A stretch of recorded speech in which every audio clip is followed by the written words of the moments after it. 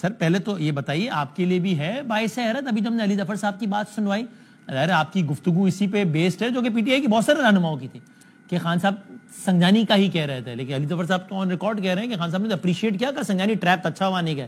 باعث حیرت ہے آپ کے لیے بات؟ It's a new information for you. جی بالکل. بسم اللہ الرحمن الرحیم. بسم اللہ اللہم صلی وسلم وبارک علی سیدنا محمد وعلی آل محمد. دیکھیے 3-4 باتیں بڑی اہم ہیں. پہلی بات تو یہ ہے کہ ان دنوں میں سب سے اہم جو مدعا ہے وہ ہے شہادتیں جو ڈی چوک پہ ہوئی ہیں. پارٹی کے انٹرنل میٹرز ہیں، ڈیسیجن میں، اسٹریٹجک ڈیسیجن میں ڈفرنس آف اوپینین بھی ہو سکتا ہے اور غلطی بھی ہو سکتی ہے، کیونکہ ہیومن بینگ از باؤنڈ، انسان سے غلطی ہو سکتی ہے. تو اگر ڈیسیجن میکنگ میں پارٹی لیڈرشپ سے کوئی غلطی ہوئی ہے یا ادھر جانا چاہیے تھا ادھر بیٹھنا چاہیے تھا، یہ ساری چیزیں ہیں، لیکن وہ انٹرنل کنزمپشن کے لیے ہیں.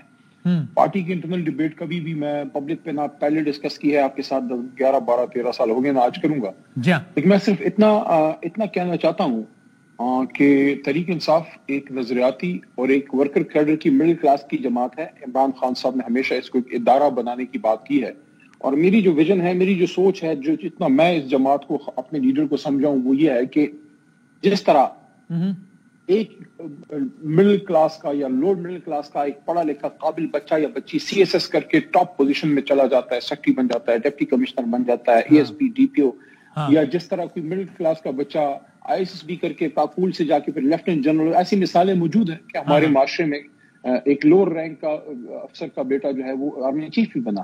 اسی طرح ایک ایسی سیاسی جماعت بھی ہو جس میں خاندان کی بنیاد پہ نہیں، اپنی قابلیت کی بنیاد پہ لوگ بڑے عہدوں پہ پہنچیں، تاکہ ایک یہ بھی ایونیو کھلے پاکستانیوں کے لیے کہ سیاست صرف بڑے مالدار آدمی کا کام نہیں ہے. تحریک انصاف نے ثابت کیا، اس میں شریر افریدی جیسے لوگ، میں اپنی نام تو میں نہیں لیتا، لیکن اس میں مراد سعید صاحب جیسے لوگ، یا اس میں شوکت یوسف زئی صاحب جیسے لوگ، یا پنجاب سے آپ کے پاس بہت سی ایگزامپلس ہیں، کچھ تو آپ چھوڑ کے چلے گئے، ہمارے ادھر موجود ہیں، حالانکہ ان کا ایک بڑی فیملی ہے، لیکن وہیں سے پنجاب سے آپ کے پاس ایسے بھی نام ہیں جن کا کوئی بیک گراؤنڈ نہیں تھا اور وہ آئے.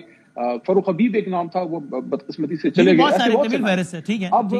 اب نقطہ یہ ہے کہ اس میں ڈیسیجن میکنگ کیسی ہوگی.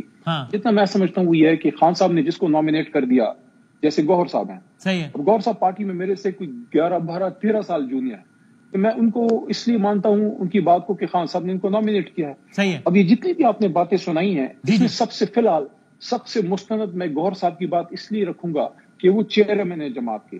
انہوں نے پولیٹیکل کمیٹی کو 3 بار شاید یا 4 بار بریفنگ دی، اور 1 بار کور کمیٹی کو، 3-4 بار پولیٹیکل کمیٹی کو، کہ خان صاحب نے ان کو 25 تاریخ کو، اور ویسے یاد رکھیں کہ 25 تاریخ کو میں بھی اڈیالہ گیا تھا.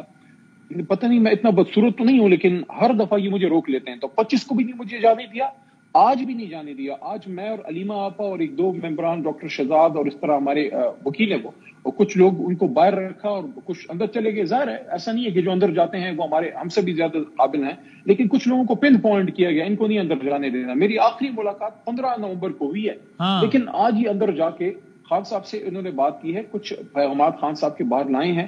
میں سمجھتا ہوں ان ساری باتوں سے سب سے زیادہ اہم، دیکھیں خان صاحب نے کیا کہا تھا، امپلیمنٹ ہوا نہیں، وہ ہم اپنی پارٹی میں ڈسکس کر لیں گے. اس وقت اہم چیز یہ ہے کہ we have got dead Pakistanis been shot right in D چوک.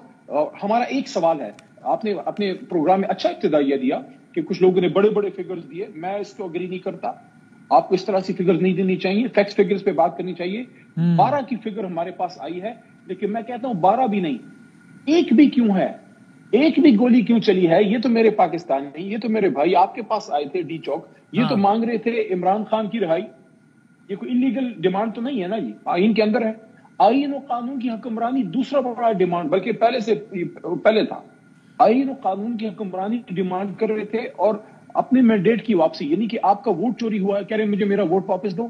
ملک میں آئین و قانون کی حکمرانی ہو، جو آپ سے آئین و قانون کی حکمرانی اور علی بھائی اس کے جواب میں جو وہ یہ کہتے ہیں کہ جناب 1 بھی گولی نہیں چلی، سو آپ یہ کہتے ہیں کہ جناب ہم نے we have provided enough evidence کہ جناب اتنی شہادتیں ہوئی ہیں. Most important point, this is the most important point. ٹھیک ہے، آپ نے اچھا کیا، آپ نے یہ بات کر دی. اچھا، اب میں کہتا ہوں کہ وسیم بادامی، آپ نے جو کوٹ پہنا ہے یہ میرا ہے. آپ لاکھ کہو گے کہ یار میرے بدن و تمہارے اس میں فرق ہے، میرا ناپ ہی آپ کو، میں کہوں گا نہیں یہ میرا ہے. اب اس کا فیصلہ کون کرے گا؟ کوئی تیسرا آربیٹر ہوگا. صحیح ہے. اس کا فیصلہ کون کرے گا کہ اس یہاں گولی چلی کہ نہیں چلی؟ تو دیکھیے کامن سینس اور عام جتنی معلومات ہیں جو ہم آنکھوں نے دیکھا ہے، جو ویڈیوز پہ ہیں، لوگوں نے خود کو تو ایک دوسرے کو تو گولیاں نہیں ماری نا، وہ ایک دوسرے کو مارنے تو نہیں آئے تھے کہ ڈی چوک ہم نے ڈی چوک جا کے ایک دوسرے کو مارنا ہے. خدا کے بندے، وہاں جو خون گرا ہے، وہاں جو گولیاں چلی ہیں، جو 6-7 گھنٹے مسلسل آوازیں آتی رہی ہیں، جو ویڈیوز ہیں، جو بی بی سی نے رپورٹ کیا، جو الجزیرہ نے رپورٹ کیا، جو انڈیویجول سورسز نے رپورٹ کیا، سب کچھ مینیپولیٹڈ ہے. تو اس کا پھر فیصلہ کون کرے گا؟ اس کا فیصلہ کرے گا سپریم کورٹ آف پاکستان. اس لیے ہم ڈیمانڈ کرتے ہیں کہ اس کا جوڈیشل آڈٹ ہو، جوڈیشل کمیشن بنے، انویسٹیگیٹ ہو. کہ اور آپ پارلیمان کے فورم پہ حکومت سے باقاعدہ مطالبہ کریں گے؟ ابھی ظاہر آپ ٹاک شوز میں کہہ رہے ہیں، میرے خیال میں مناسب باتیں ہیں، پارلیمان کے فورم پہ حکومت سے مطالبہ کریں گے باقاعدہ پہ؟ کیوں نہیں؟ دیکھیں وسیم، میری بات سنیے. میرا تعلق خیبر پختونخوا سے ہے.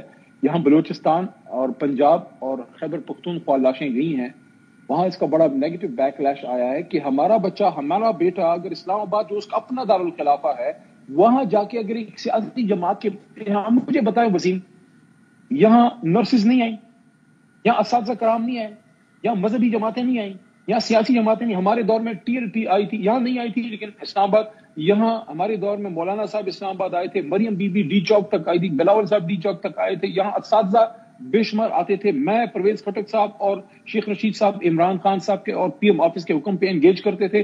ایک نہ گولی ہم نے کبھی چلائی، نہ کسی ایک بندے پہ FIR کاٹی. مجھے بھی بتا دے کہ ہمارے 3.5 سالوں میں ہم نے کوئی لوگوں کو اس میں ڈال دیا ہو، جیلوں میں ڈال دیا ہو، ان کو مار دیا ہو. آپ نے TLP کی بات کی، TLP کے تو بہت سارے دوست وہ ساری اس طرح کی ویڈیوز شیئر کرتے ہیں PTI کو کہہ کے کہ جناب دیکھیے آپ کے دور حکومت میں یہ ہوا تھا، اس طرح ہمارے لوگ لہو لہان ہوئے تھے اور جیلوں میں بھی گئی تھی اعلیٰ ترین قیادت سے. میں سمجھ گیا ہوں وسیم، آپ جس طرف اشارہ کر رہے ہیں، آپ ایک مذہبی جماعت کی طرف اشارہ کر رہے ہیں. نام اسلام آباد میں نہیں تھا. اب بالکل اسلام آباد ڈی چوک پہ نہیں تھا، پنجاب میں زیادہ ایکسیس اس وقت ہوا تھا. پھر عمران خان صاحب نے میری، اسد قیصر صاحب کی اور شاہ محمود قریشی صاحب کی ڈیوٹی لگائی. اس کمیٹی نے پھر مجھے نامزد کیا.